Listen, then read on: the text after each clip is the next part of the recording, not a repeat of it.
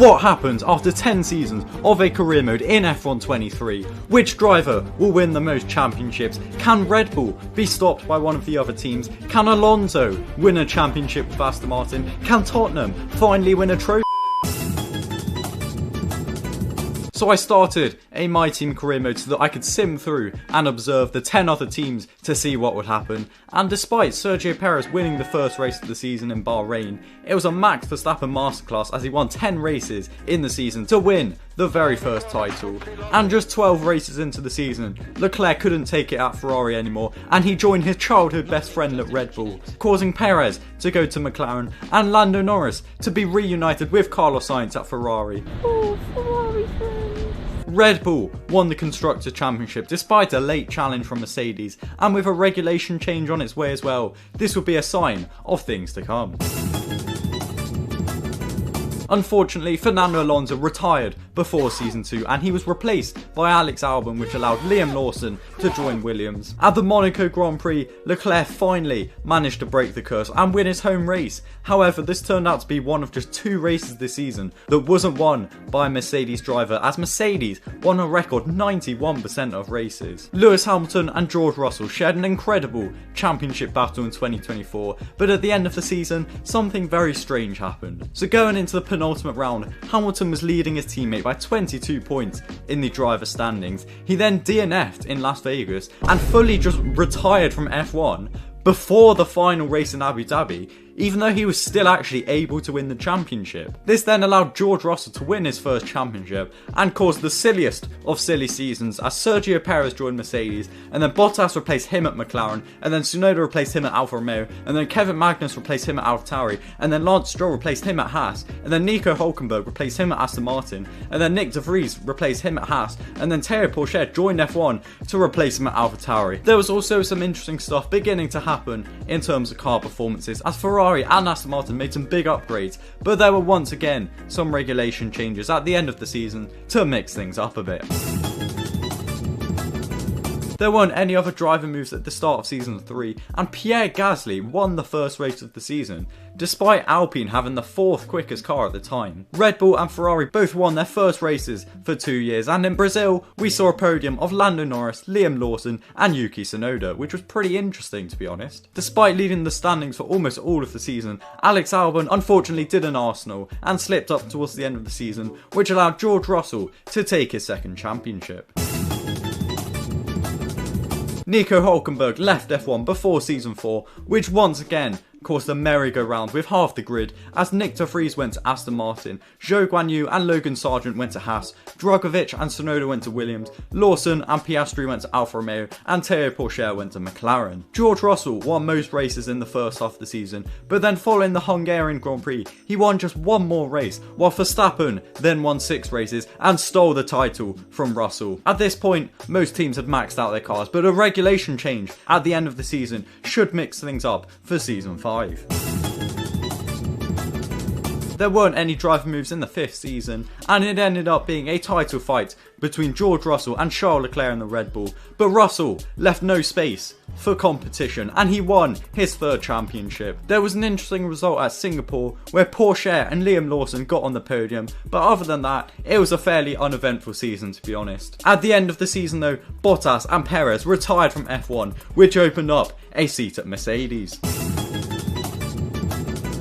Esteban Ocon returned to Mercedes, but as a full-time driver this time, meaning Alex Albon joined Alpine, Nick de Vries joined McLaren, and Dennis Hauger got an F1 seat with Williams, while Drugovich and Jack Doohan took the empty seats at Aston Martin. And in Bahrain, Esteban Ocon proved that he didn't need Bottas to go bowling in order to win a race, as he won the season opener with Mercedes. He then went on to win another 4 races this season, which actually ended up being enough for him to win the championship. He had the same amount of wins as George Russell, but as Russell knows very well, consistency is key, and that is what helped Ocon to become the first French champion since the man himself, Alain Prost. And I have to say, the rookies all had amazing seasons, with both Aston Martin drivers becoming race winners and Dennis Hauger dragging his Williams to a podium at Mexico. I think in recent years the standards for rookies in F1 have dropped, and I've absolutely no idea why to be honest. Like, all of the rookies in past seasons have just been so good, and have always been so good at proving on track why they got into F1. So yeah, it's nice to see some rookies succeeding in F1. At the end of the season, Carlos Sainz decided to retire from Ferrari, meaning next season, there was an open seat at Ferrari. And that Ferrari seat was filled by Carlos Sainz, who, despite clearly announcing his retirement, decided to stay at Ferrari to carry on, not winning any races.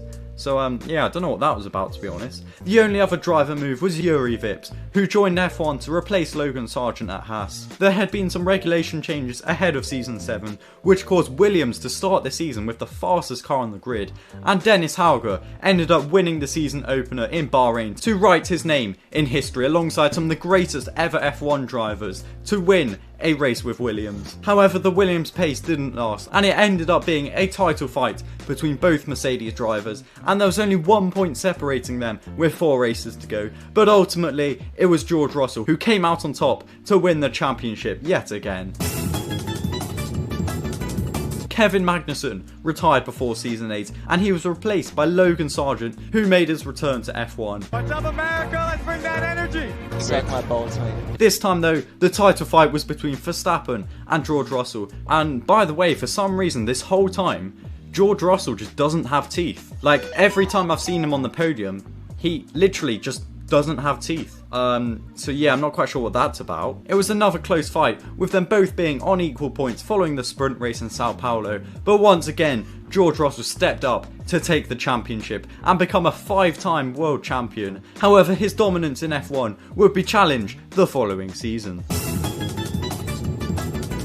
Alex Albon lost his F1 seat ahead of Season 9 as Dennis Hauger went to Alpine, De Vries went to Williams, Zhou Guanyu went to McLaren, and Iwasa joined F1 to go to Haas. Lando Norris won the first race of the season with Ferrari, but it was a former Ferrari driver, Charles Leclerc, who won the championship with Red Bull to become the 4th different driver to win in this career mode. Sainz left F1 for real this time, and Alex Albon returned to take the open Ferrari seat, while Richard Verschoor made his debut in F1 with Alfa Romeo. For the first time in a while, there was a regulation change ahead of the season, and it actually meant that McLaren had the fastest car at the start of the season. However, they weren't able to capitalise on their pace, and the career mode finished the same way it started, with Verstappen dominating all season and taking his 3rd championship in 10 seasons.